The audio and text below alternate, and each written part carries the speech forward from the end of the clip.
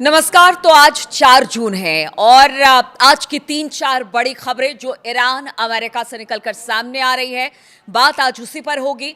तो ईरान ने धमकी दी है कि बेरूत पर कोई भी हमला इलाके में फिर से युद्ध को शुरू कर सकता है और ईरान ने एक बार फिर से चेताया है। ईरान के विदेश मंत्री ने कहा कि तेहरान ने साफ कर दिया कि लेबनान की राजधानी पर किसी भी हमले की स्थिति में वो चुप नहीं बैठेगा। ईरानी विदेश मंत्री का बयान ऐसे समय में आया है जब इजरायली सेना बेरूत पर हमले के लिए आगे बढ़ रही थी, जिसे डोनाल्ड ट्रंप और नेतन्याहू के बीच बातचीत के बाद रोक दिया गया।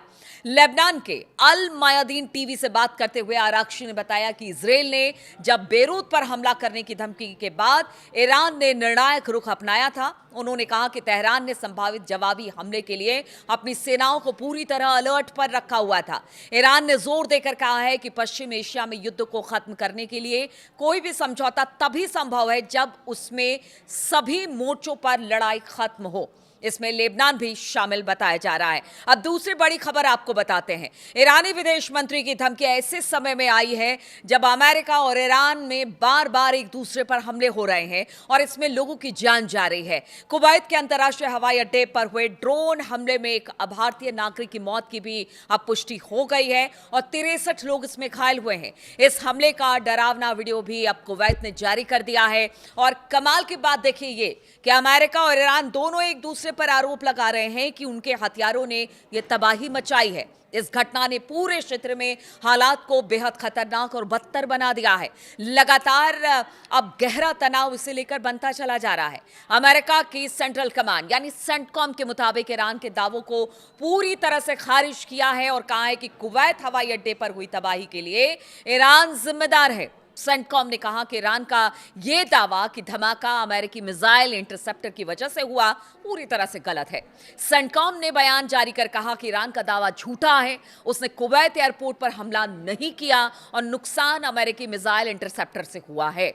यानी कि अब दोनों एक दूसरे पर आरोप लगा रहे हैं कि कुवैत में जो हमला हुआ जिसमें कई नागरिक घायल हुए हैं उसमें दोनों में से किसी का हाथ नहीं है। ईरान के इस्लामिक रिवोल्यूशनरी गार्ड कॉर्प्स यानी आईआरजीसी ने भी आरोपों को खारिज कर दिया है। आईआरजीसी की माने तो उन्होंने कहा कि उसने हवाई अड्डे के नागरिक टर्मिनल को निशाना नहीं बनाया। ईरान के तस्नीम न्यूज एजेंसी के अनुसार आईआरजीसी ने कहा कि उनकी जांच में यह पाया गया कि उन्होंने हवाई अड्डे पर हमला नहीं किया बल्कि अमेरिकी पैट्रियट एयर डिफेंस मिसाइल लक्ष्य को रोकने में असफल होकर टर्मिनल से टकराई और फिर इससे जो नुकसान हुआ वो सबने देखा, क्योंकि जो वीडियो सामने आया है, कुवैत ने जो वीडियो जारी किया है उसमें एक बड़ा धमाका होता हुआ दिखाई दे रहा है और ईरान का कहना है कि ये अमेरिका की वजह से हुआ है। अब आपको बता दें कि इस हमले से हवाई अड्डों को भारी नुकसान हुआ है, उसे कुछ समय के लिए बंद करना पड़ा है। कुवैती अधिकारियों ने पुष्टि की है कि इस हमले में एक भारतीय नागरिक की मौत हुई है और 63 लोग घायल हुए हैं। यह हमला स्थानीय परिवहन व्यवस्था के लिए भी एक बड़ा झटका है। यानी जो आने जाने की दिक्कत जो होगी वो अलग, क्योंकि इसे थोड़े दिन के लिए बंद किया गया रिपेयर के लिए। यह हवाई अड्डा पहले भी कई बार युद्ध के दौरान निशाना बनाया जा चुका है और हाल ही में 1 जून को ही यह पूरी तरह से सामान्य संचालन यहां पर शुरू हुआ था और देखे 3 जून आते आते एक बार फिर से यहां पर हमला हुआ है। कुवैत के रक्षा मंत्रालय ने कहा कि हमले में 30 बैलिस्टिक मिसाइलें ड्रोन का इस्तेमाल किया गया। उसने इसे ईरान की भयानक आक्रामकता बताया है जिसमें हवाई अड्डे से इमारत को भारी नुकसान हुआ। ईरान ने कहा कि वो अमेरिका के ठिकानों पर अपने हमले इसलिए कर रहा है क्योंकि कुवैत और बहरीन ने अमेरिकी सेना को अपने इलाके का इस्तेमाल करने दिया।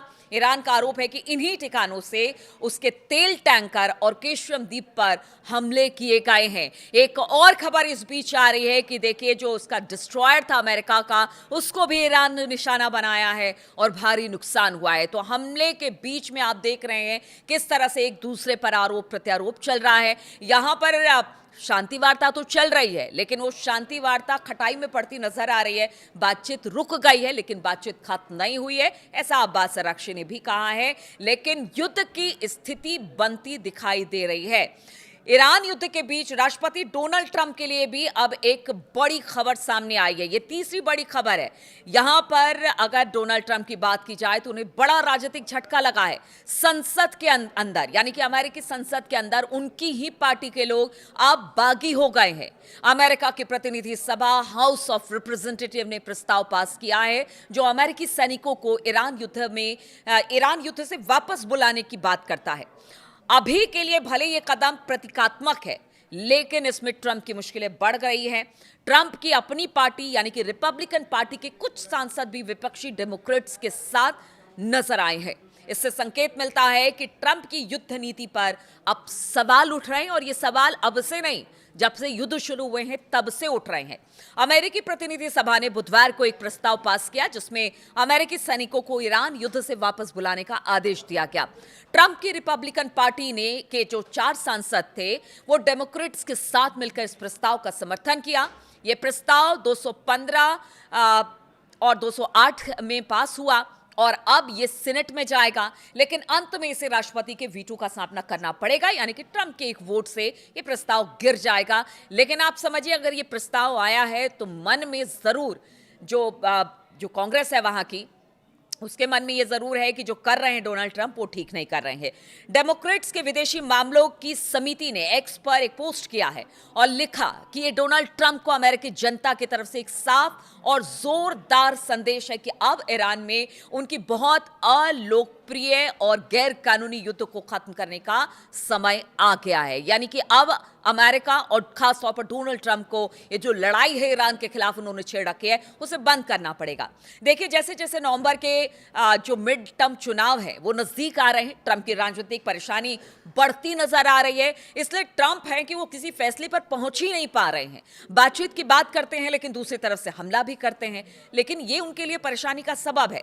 किसी भी अमेरिकी सरकार को जंग शुरू करने के 60 दिन के भीतर भीतर संसद की मंजूरी लेनी होती है, लेकिन ट्रंप की बात की जाए तो ट्रंप सरकार यही काम नहीं कर रही है। उनका कहना है कि ईरान के खिलाफ युद्ध तो पहले खत्म हो चुका है, जबकि सच्चाई यह है कि दोनों पक्षों के बीच अभी भी हमले हो रहे हैं और शांति वार्ता में कोई बड़ी प्रगति दिखाई नहीं दे रही है। यानी जस की तस स्थिति बनी हुई है, बातचीत आगे नहीं बढ़ रही है। लेकिन अमेरिका है कि कह रहा है कि युद्ध खत्म हो गया। युद्ध कैसे खत्म हो गया? रोजाना हमले हो रहे हैं। अमेरिका के डिस्ट्रॉयर को निशाना बनाया गया है, इधर उसके बेसिस को निशाना बनाया जाता है, उधर अमेरिका कहता है कि उनकी तरफ ईरान का जहाज आ रहा था, वो हमले कर रहे हैं। तो इसको क्या माना जाए? अब देखिए, अमेरिकी हमलों से पहले अब बात करते हैं चौथी बड़ी खबर की। तो ये सब तो अपनी जगह स्थितियां अभी भी बिगड़ी हुई हैं, लेकिन खबर ये आ रही है कि अमेरिकी हमलों में पहले दिन जान गंवाने वाले ईरान के पूर्व सुप्रीम लीडर अयतुल्ला अली खामनेई के लिए 3 दिन के अंतिम संस्कार का कार्यक्रम अब उसकी घोषणा कर दी गई है। देखिए, 3 महीना गुजर गया है और अयतुल्ला अली खामनेई साहब के जनाजे को लेकर अब जो बड़ी खबर आ रही है, ईरानी सरकारी मीडिया के अनुसार जनाजे में करीब 2 करोड़ लोगों के शामिल होने की उम्मीद है। और इतना वक्त क्यों लगा वो भी आपको बताते हैं। तो ईरान के सरकारी ब्रॉडकास्टर IRIB के अनुसार तेहरान के सांस्कृतिक और सामाजिक मामलों के उप महापौर मोहम्मद अमीन तवाकोली जाहिद ने कहा कि शहीद इमाम के विदाई समारोह, अंतिम संस्कार और दफन की तैयारियां अंतिम चरण में हैं और इसके तहत तेहरान, कौम और मशहद में 3 दिनों तक सार्वजनिक कार्यक्रम और जुलूस निकाले जाएंगे।